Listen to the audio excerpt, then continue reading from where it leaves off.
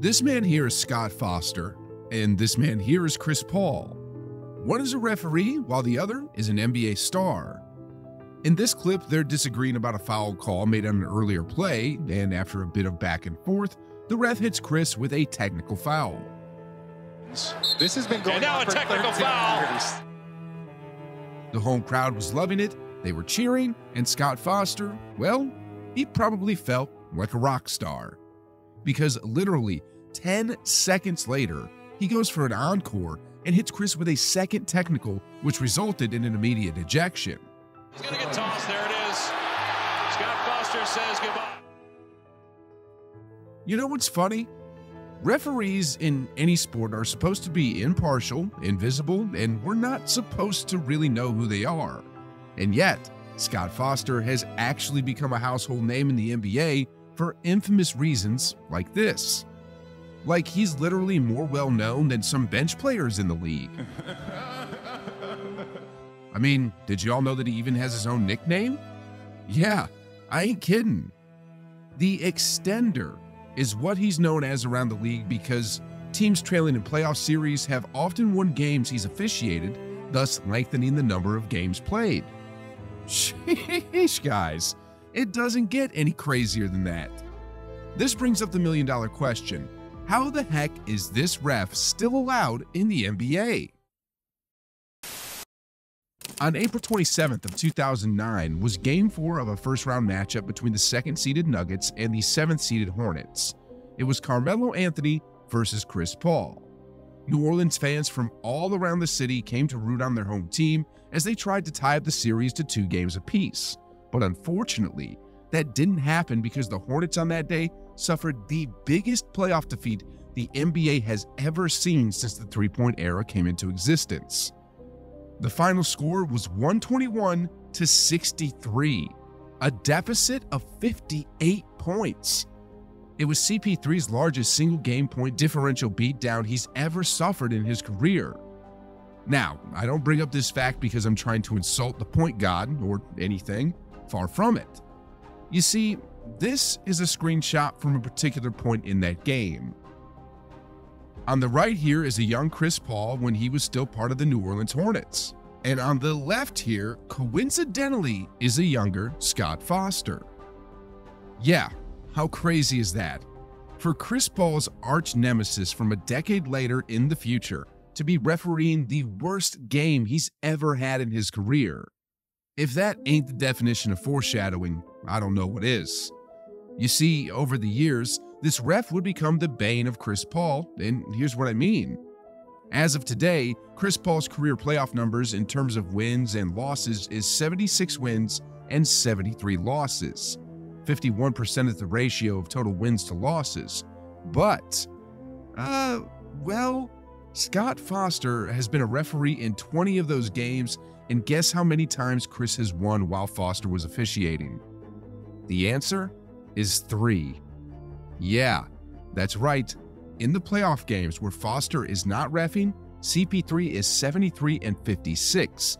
And in the playoff games where Foster is reffing, Chris is 3-17.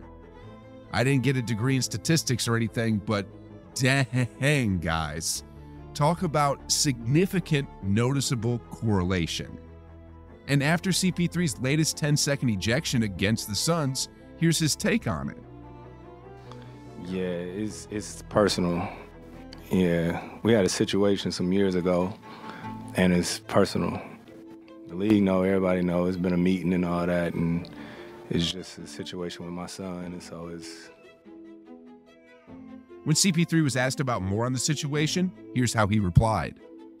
It's just know I had a meeting with him, my dad, Doc Rivers, Bob Delaney, and all us, so... Yeah, him too.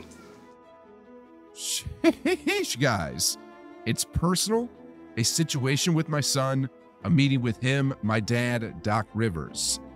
I knew that the two didn't like each other, but I had no idea things went this far. I mean, CP3's son is like a junior in high school, so how the heck is he involved in this?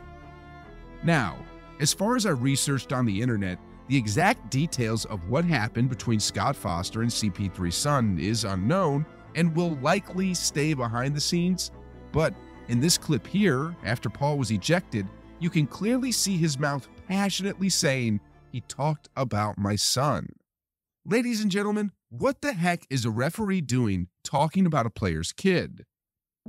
Anyway, I did some more digging, and the bad blood between the two of them goes even deeper.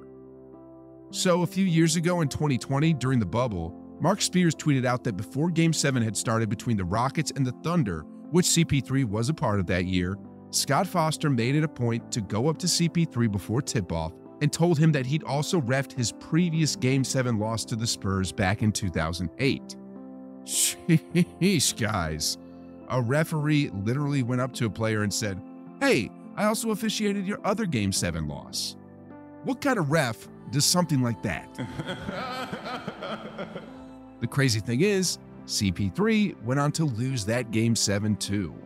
And here's where things get even wilder.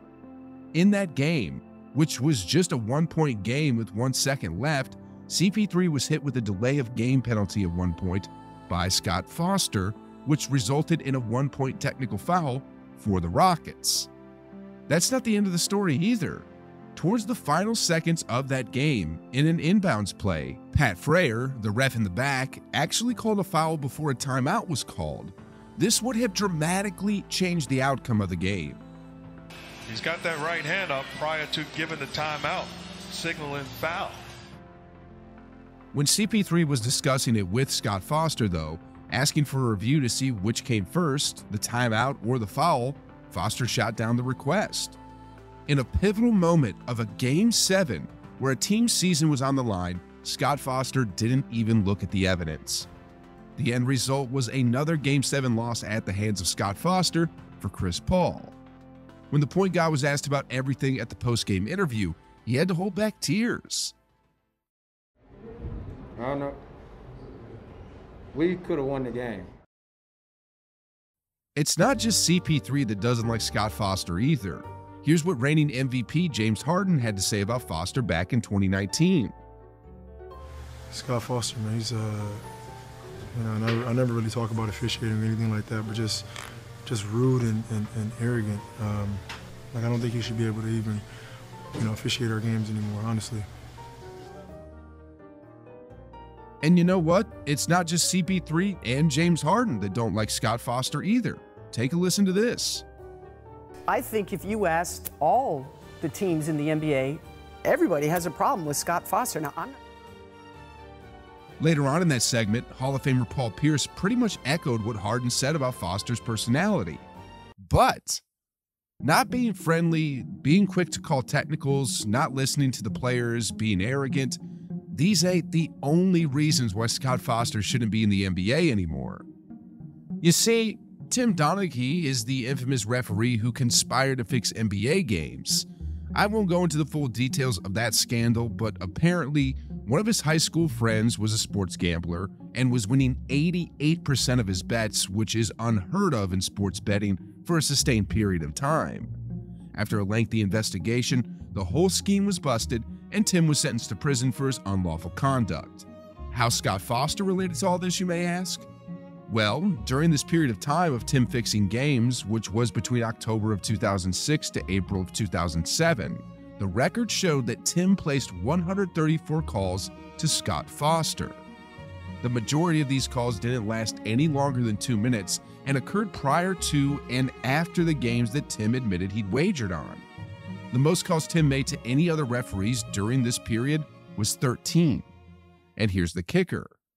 After Tim Donaghy stopped gambling, the phone calls to Scott Foster stopped. So, considering everything, let me ask you the million-dollar question again. How in the world is this referee still allowed in the NBA?